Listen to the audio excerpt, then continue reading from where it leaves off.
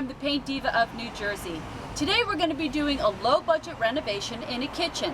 No construction involved, it's going to all be done with paint, and we're going to get this entire kitchen renovated for under $500.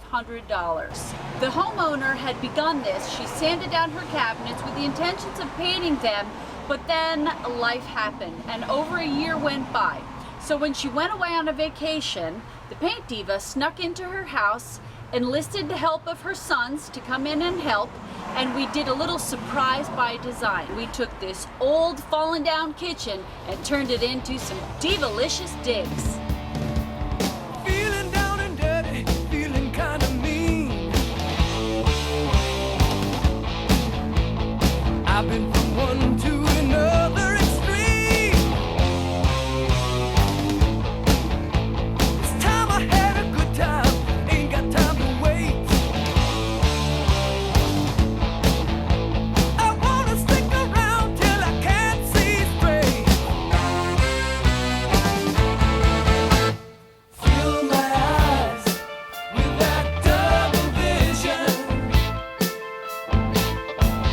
No disguise for that double vision. Ooh, when it gets through to me, it's always. Whoa! Whoa! Oh my gosh! What in the world? Oh my gosh! It Cindy, looks like this a is new house. unbelievable! Everything is changed. Does not even look like the same kitchen. Are you kidding me? It's amazing. Look at this. Look It's at the countertop. beautiful. Oh my god! Oh my god, the curtain. Oh my gosh! Wow, Cindy. Cindy, this is What a beautiful unbelievable. job. Look at the light. Cool. Oh my gosh, this is amazing. I can't even believe it's the same kitchen. Oh my god, you did Wow. an amazing, amazing job. I can't get over it. My ugly blue and yellow kitchen is history. Oh my god, that looks So great. nice. Yay, hug me. Hug her. She did all the work. Thank you so much. Thank you to the Paint Diva. Thank you to the Paint Diva. It's Diva-licious. Hi, I'm Cindy and I'm the Paint Diva. Well, we're back in this kitchen 6 months later and we're going to talk about what we did here and what products we used. First thing we did, kitchen cabinets. 4 steps to doing the kitchen cabinets. Step 1, you want to sand down the cabinets. Step 2, you want to paint it with primer. Step 3, you want to paint your cabinets. And then as an added precaution, step 4, I like to add a couple coats of polyacrylic. To learn more about those products, go back and watch my other video, part 6 of how to paint furniture, and we'll discuss poly in greater detail. I didn't use poly here because I used a new product by Benjamin Moore called Advance. Advance paint is very much like an oil paint. For those of you that are old school that love your oil-based paint, you're going to love Advance. It's water-based paint, water cleanup. You do not have to use paint thinners to clean your brushes. You just soap and water cleanup, but it floats out like an oil and it floats out beautifully. We use the high gloss on these cabinets. So what we did was we sand primed and put a couple coats of Advance paint on these cabinets, and as you can see, they have a high gloss finish and they've held up beautifully. We replaced the handles, and then here's the special part to this kitchen is the countertop. So let's talk about how to do this countertop. Now the way we made this look like granite or marble is all the magic is in a sea sponge. Okay, not a sponge that you use for doing the dishes. You buy these in the craft store or the hardware store. It's a natural sea sponge. It has a very nubby texture. And then the first thing I did was I put a green base coat, and then I took a darker colored green. You put it on, put a little bit of paint on a paper plate, dab your sponge, tap it off so it's not too wet, it's not too loaded with paint, and then you just lightly dab like this. Then when I was all done, I decided to put veining in, and that's just done with a long artist brush, a long skinny brush, or you can even use a feather, dip it in the white, and you just twirl the brush as you pull. After you're all done, you let your paint dry, And again, polyacrylic, 3 to 5 coats of polyacrylic is going to go on the top to protect this.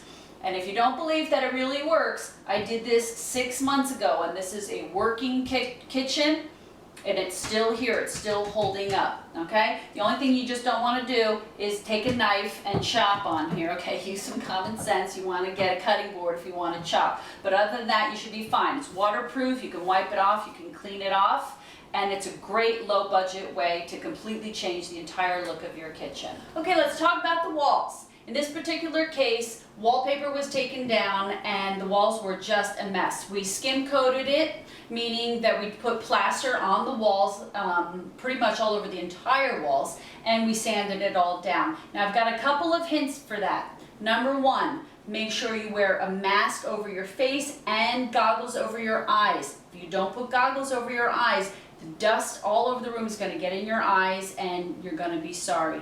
Another trick I learned from a contractor, typically people will hang plastic over your doorway.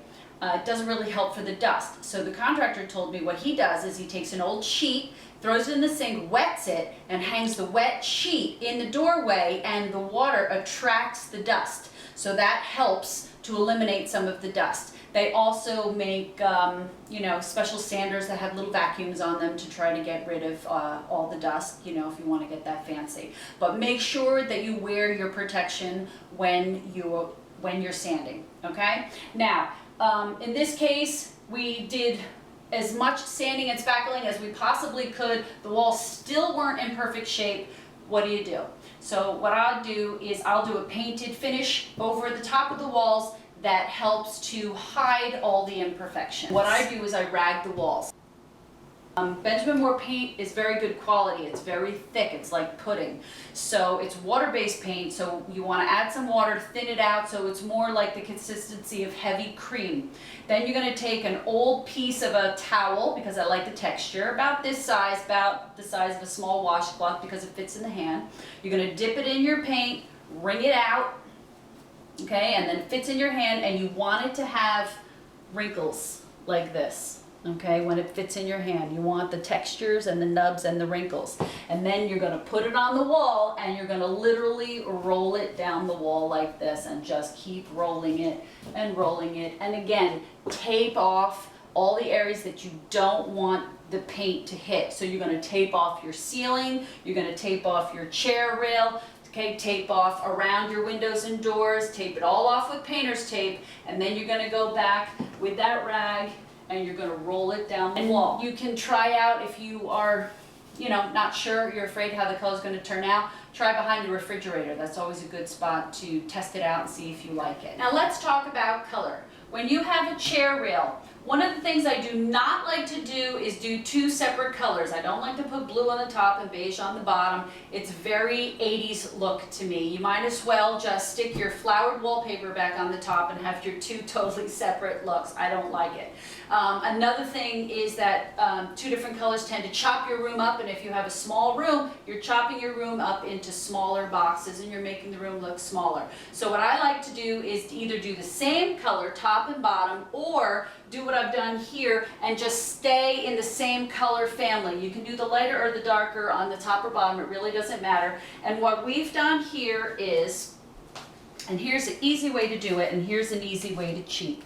If you pull out your color strip, I usually put one color on the top and then go down 1 or 2 colors on the same strip, and that's just an easy way to find color and not have to stress out about it. The colors we've used here today are dune grass on the top and Louisville green on the bottom.